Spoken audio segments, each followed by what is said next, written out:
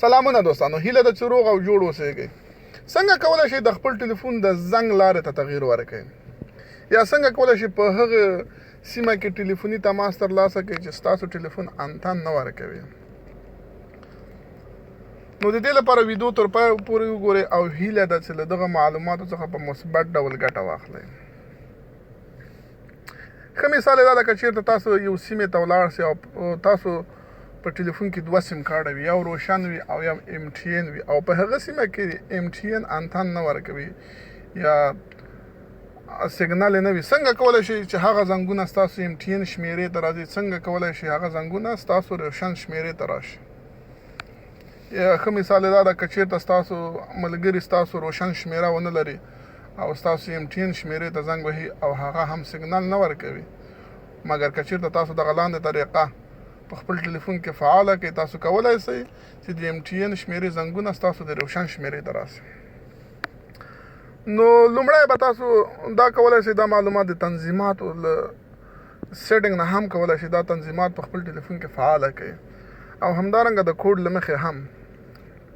نو لومړی به تاسو خپل ټلیفون کیپیډ یا هغه ځای ته راسئ چېرته چې شمیره داخلیږي، نو هلته به تاسو ستوری 6 ورپسې به هغه شماره دایل کړئ چې تاسو غواړئ د هغې شمیرې ته ستاسو د ټلیفون زنګونه ولاړ شي. فکر وکړئ ستاسو MTN شمیره ګل کېږي، تاسو به په خپل MTN سیم کارډ کې دا دایل کړئ ستوری 6 او ورپسې به هم د روشن شمیره ورکړئ. د مثال په ډول زه شمیره ورکوم یو دانه،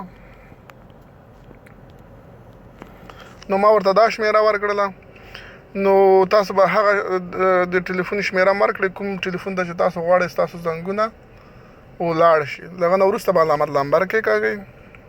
دا کار به په هغه ټلیفون کې کوئ چې کوم انتن نه ورکوي او یا هم سیګنال نه لري، په هغه ټلیفون کې به دا داخلوئ او هغه شمیره به ورکوئ چې هغه انتن ورکوي هغه ټلیفون ته چې تاسو غواړئ د دې ټلیفون زنګونه هغه ته ولاړ شي. نو لومړی به ستوری 6 ورپسې هغه شمیره چې تاسو غواړئ ستاسو زنګونه ورته ورسي او ورپسې علامت لمبر. له هغه نه وروسته به د اوکې او یا د زنګ وهلو علامه کېکاږئ. نو تاسو ته به دغسې یو پیغام راسي چې دا تصدیقوي چې ستاسو دغه کړنه ترسره شوله. ښه ملګرو، څنګه کولی شو چې دغه سروس یا دغه خدمات موږ تاسو غیر فعاله کړو؟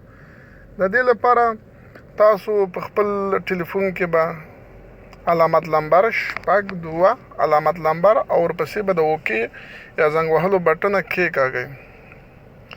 نو تاسو بیا هم په همغه شکل د تصدیق دغه راسي چې ستاسو دغه سروس یا دغه خدمات غیر فعاله شو. هیله ده ملګرو ویډیو مې خوښه شوې وي او د نورو ویډیو لپاره زما چینل سبسکرایب کړئ. ښې چارې او ښه وخت.